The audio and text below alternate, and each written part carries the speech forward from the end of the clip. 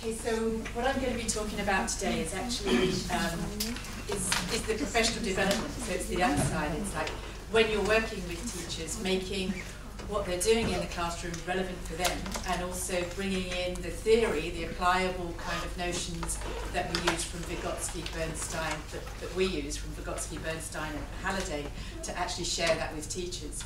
So I'm kind of flipping I'm a researcher in a group of people with Betty Lee, whose name should probably be up here too. So Betty's kind of an integral part of this work, and John Polias, who I'm like a fly on the wall, following John around and doing a bit of research while John does all the work, really, with teachers. And I'll be talking a little bit about that. So in Hong Kong, everybody knows the medium instruction policy in Hong Kong and some of the problems and changes and issues that have happened with the fine-tuning and the medium instruction. So 1998, 25% of the schools were EMI. The rest should be in Cantonese, and then there's Stephen, who's written a lot in this area. Many of the teachers prefer a mixture of Cantonese and English. And then there was a disjunction between the medium instruction policy and classroom practice. So just quick, it's not 112 schools, it's No. 400 something schools. Yeah. It was quick. Yeah. Sorry. Okay, so then, thank you. So then, fine-tuning policy happened in September 2010, which allowed schools to choose their own, to select certain subject areas, and in those subject areas, they could choose to teach through English. The schools that were previously CMI could actually choose some subjects and choose to teach those subjects through English, according to their needs. And this meant that the aim of this was to enhance students' exposure to English and to use it at a junior secondary, and thus developing students' ability to learn.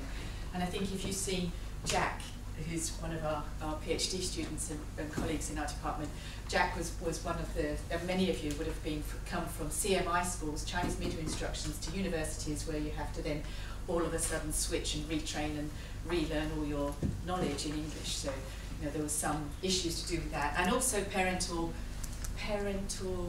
force to do with, they want their children, regardless of whatever their level of ability, they want their children to actually get a job in the workplace here in Hong Kong. And if you want to get a job in the workplace here in Hong Kong and you want to get a well-paid job, having English is a huge string to your bow. So that was another kind of force. So I think Winfred's right in this notion of looking at parents and force. So 2009, they introduced this fine-tuning policy, the Education Bureau. I've kind of summarised this, is that the medium instruction, one language, one subject, used for lesson contents, textbooks, assignments, assessments, and evaluation. So it meant that we've been working with technology art, PE, IT, I'm getting cold now, shivering. Technology, art, PE, IT, science, general English, and then John, for 12 years while he's been working in Hong Kong, has also worked with maths, humanities, PSHE, the humanities area, and many other subject areas across. And what they're doing, what schools are doing now, is they're choosing perhaps one subject area. So, for example, one of the PE teachers that I went to observe has been teaching through Chinese medium instruction for 20 years and was asked to teach one lesson a week to one group a week in English. And he's been teaching through Chinese in PE for 20 years. So that's part of the fine-tuning policy. But what we've found is that in this fine-tuning policy, there were these questions about which subjects to move to EMI. And this movement from Chinese medium instruction to English medium instruction is highly reflective of parental needs and of professional desire, instrumental motivation to get a good job, and also reflects the kind of falling numbers, falling population in Hong Kong, where schools are actually closing. And so schools want to increase their numbers of students coming to their school, and so in order to increase the number of students coming to their school, they want to be more attractive to parents, and to be more attractive to parents, English is a key resource, and so teaching some subjects through English then attracts parents, and you may not necessarily close in a couple of years' time. So there is this pressure as well. It's not only the classroom, but it's also the kind of policy and the population, is that geographical, human geographical changes. So, which subject to move to EMI? Which teacher?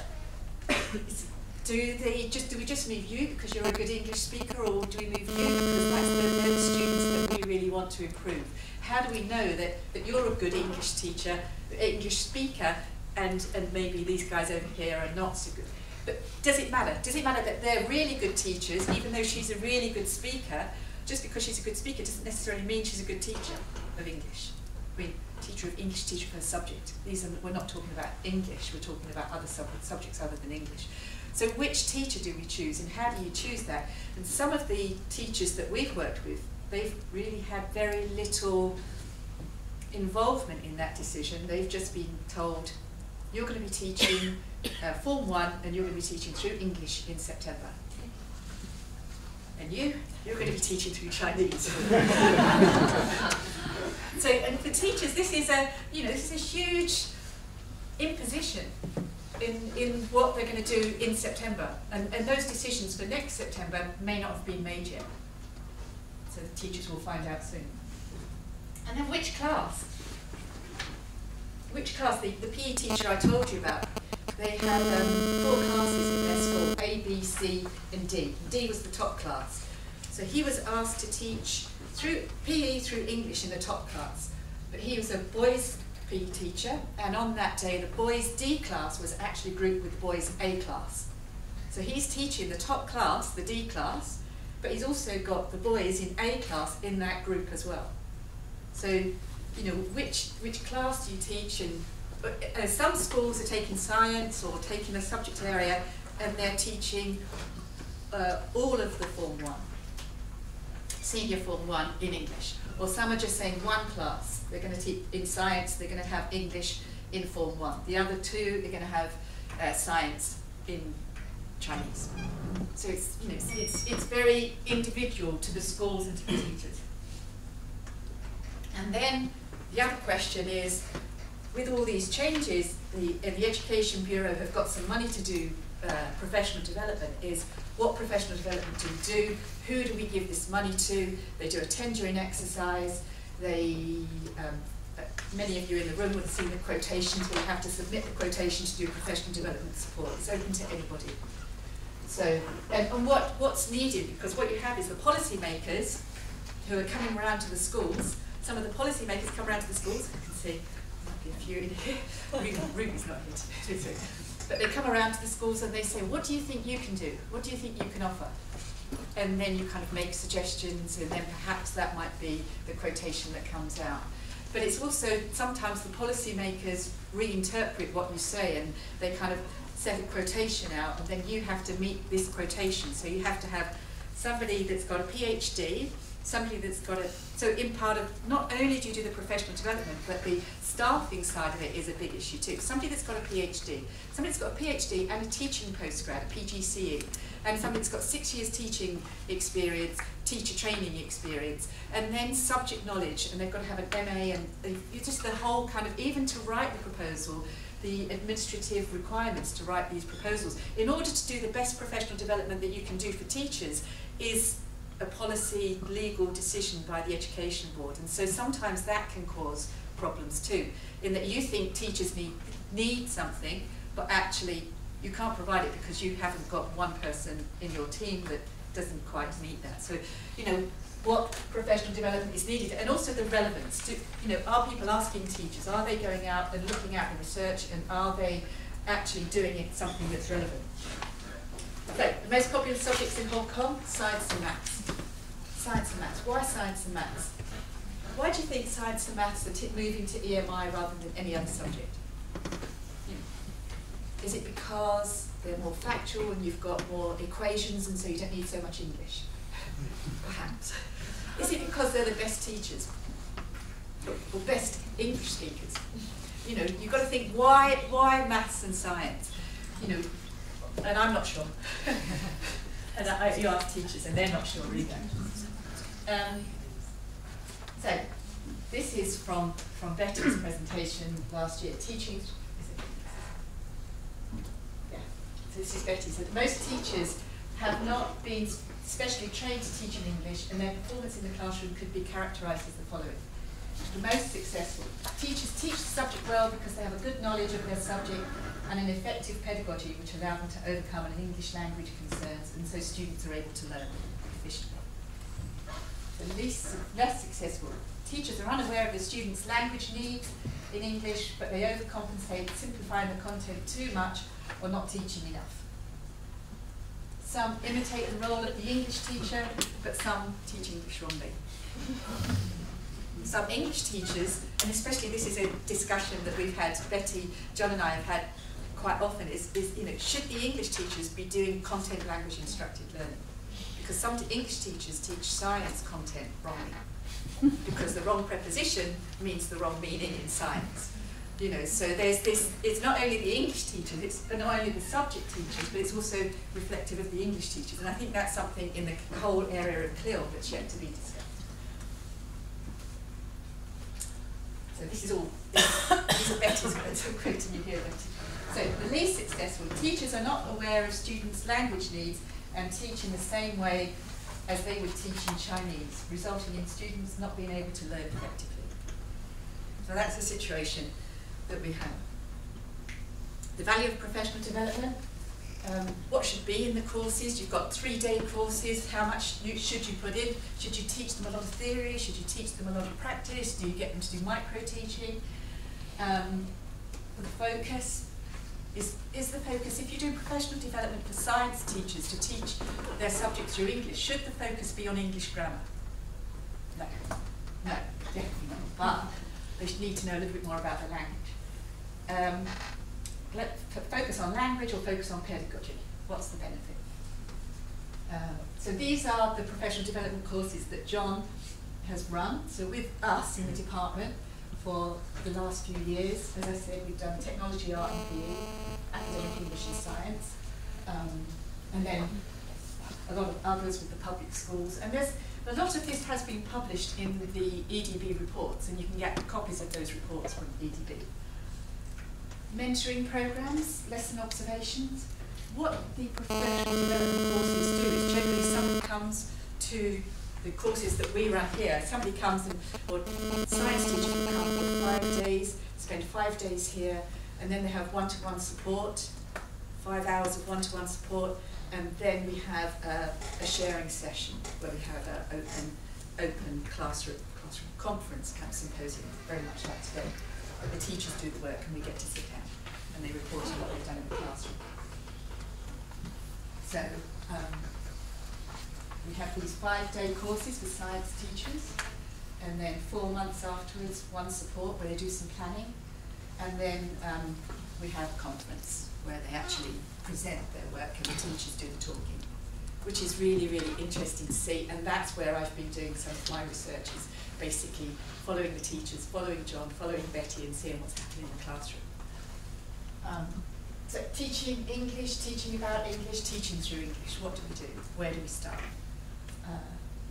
We're using the kind of the Gotskin approach, ZPD, going beyond their research. So you start with the young learner, and then you want to make them into a scientist. And how do you do this? How do you actually get them there? Challenges versus support, and I think this is where you were talking about earlier. You know, we talk about this. This is part of the information we give the teachers. Challenge versus support.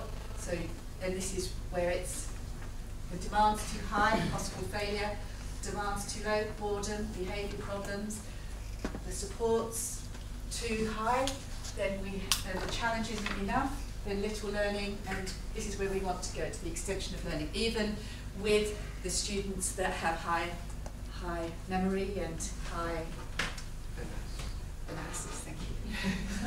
Okay, so we're aiming this way, and the students that have low memory, low analysis, we're aiming in this direction. So as the teacher has huge control over this, and I think this is where we see what Lourdes was talking about. The teacher, the challenge and the support, when to stand back, when to hand over, when to step in and support students. And John's related this quite a lot to the work from Deakin and the use of the brain. And the language processing involves complex synergies between multiple brain systems, and the more we can offer our students, the more we can open up those brain systems, the better opportunities we have for greater democracy in the classroom when we take all of the students to that ZPD, to the next ZPD. So we take a Hebbian theory. Simultaneous activation of brain cells leads to significant increases in synaptic strength between those cells. And I think when John's talking about this in the professional development with the teachers, he actually talks about this, and he talks about how you can retrain. If you lose the action of one nervous cell, you can actually retrain the nervous cells to cover up for that. And it's opening these pathways, opening the nervous cells in the brain and the pathways in the brain to allow retraining, to allow opportunities, to allow different learners the opportunity to have access to that knowledge. Teacher maximises the access points through multisemiotic resources. And it's this system of neural networks becoming stronger. And this isn't, so the high analysis, high aptitude, this is taking it so that everybody, whether they're plus or minus aptitude analysis, everybody is taken along that journey, and everybody is given the support they need at the point they need. So lots of ways of accessing the media. The teacher provides the maximum opportunities for input and the students engage. What we've been looking at in some of our research is this side. We haven't actually gone to this side yet because it's the more difficult part. This is the easier part to look at, what the teacher does rather than find out what the student does. So we're using the teaching learning cycle, which was developed by Joan Rothery back in the 80s, back in the Disadvantaged School project in Sydney, the Write It Right project. So this is kind of the Vygotsky and Bernstein SFL model of teaching, where we have deconstruction, joint construction, and independent construction, and all the time we're aiming towards control of the text and building the field and developing the field. We take it a little bit further, and we have the teaching learning cycle. We give this to teachers. Well, I'm saying that, John. I sit there and I help. Betty and I go around and we help and we support when the teachers do it, and John stands at the front. So, actually, this was my idea. The poster session was my idea, where we give this to teachers on a big sheet of A3, and then the teachers work in groups and they brainstorm how they can do this independent joint construction and deconstruction in their class, and then they do poster presentations, and where one of them stays with their poster and the other goes around and they ask questions and they find out how other people are using this teaching learning cycle in their classroom. So we've kind of taken the teaching learning cycle and just developed it a little further, and this is the poster we give the teachers. And we're also developing it with this notion of Vygotsky. So the teaching learning cycle is we see it as a bigger cycle, so you can look at it as a curriculum or a unit of work or a lesson, and then you zoom down into smaller parts. And so within one lesson, so you take the curriculum and you think about how you can break down the curriculum, and then within the curriculum a unit of work, and then a unit of work, one lesson, and then within one lesson the 10-minute micro kind of minutes in the classroom. And then when you're looking at that, you can see how the deconstruction, joint construction, independent construction, the kind of Vygotskian notion, how teachers are doing it on a minute-by-minute basis in what Gibbons and others called in the micro-scaffolding. So we're kind of zooming in and then zooming out. So we're looking at the few minutes. We ask the teachers to plan a 10-minute session, and then on that 10-minute session they go back to a bigger poster and they show how in that 10-minute session in micro-teaching they're doing joint construction, deconstruction, joint construction, independent construction. So we're getting the teachers to zoom in and zoom out on the best practice that they can, and looking at responsibility. So typically shared maximum teacher responsibility, shifting responsibility to the students, and then maximum student responsibility. So they're handing over in Vygotskian terms. So we're looking at this imposed on top of the teaching learning cycle. So this is a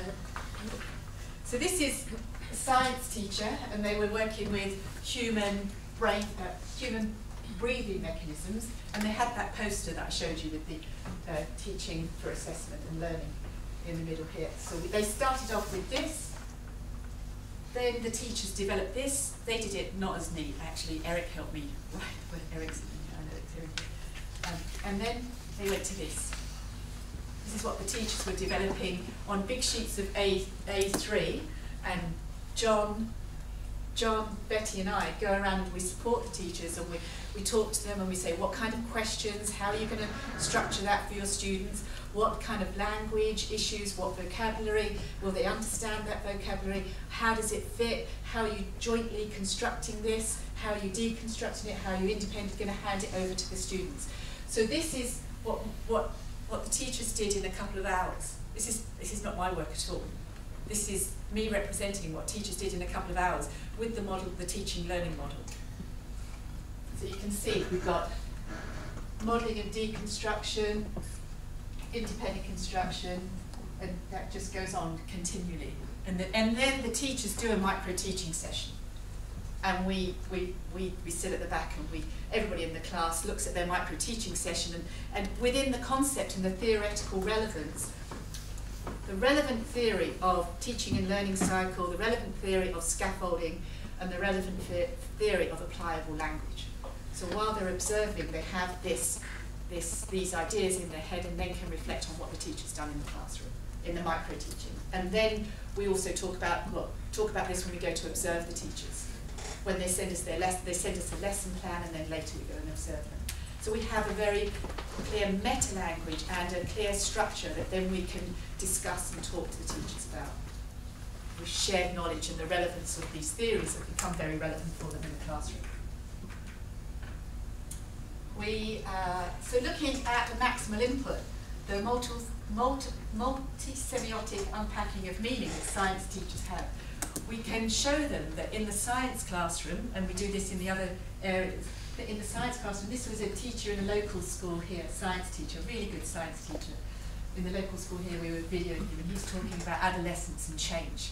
So, you know, he's talking about pubic hair, and again down here, and then he's talking about larynx and men's, and how their larynx changes, and acne.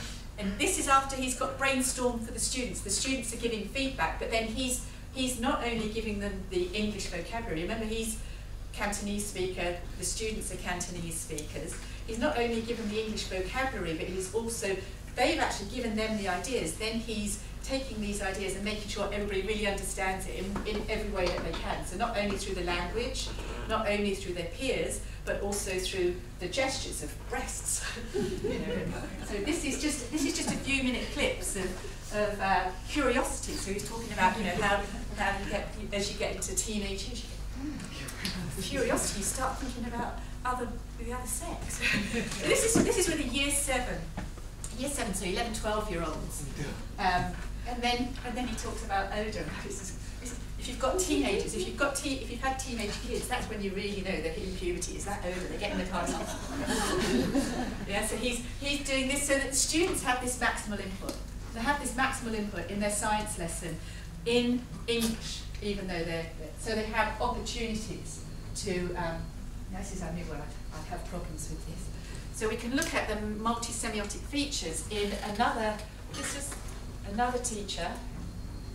I had real problems this morning. I was having a nervous breakdown. That's why I disappeared. I couldn't get this. So this is another teacher in a local school, not so far from here. And let's look at the multisemiotic. So he's teaching. He's teaching about the.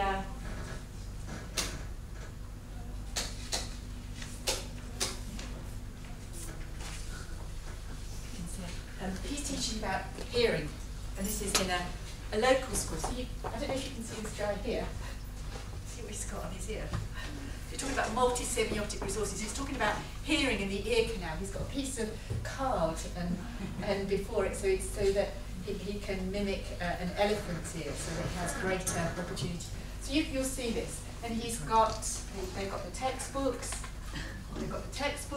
he's got PowerPoints, he's got his voice, and we'll look at the multisemiotic resources he uses in his class. Because the sound wave goes to here, the sound wave goes to here, and the eardrum converts the sound wave to vibrations, okay? Convert to vibration. Okay, so what else do we have? Ear canal, very easy. This one is very easy. Ear canal is just like this part. This part is just like a tunnel or a channel. There was tunnel or channels. Okay, so the ear canal passes the sound waves. Let the sound waves to pass through. So we can see he's got so many multi-semiotic resources. I mean, the English is quite complex, the language is quite complex, and the teacher is constructing the knowledge about science through the language, through his body language, through his movement, through the phone, earphone. Let's make up a new word, an earphone. And he's constructing all these meanings so that the students have this maximal input in the classroom.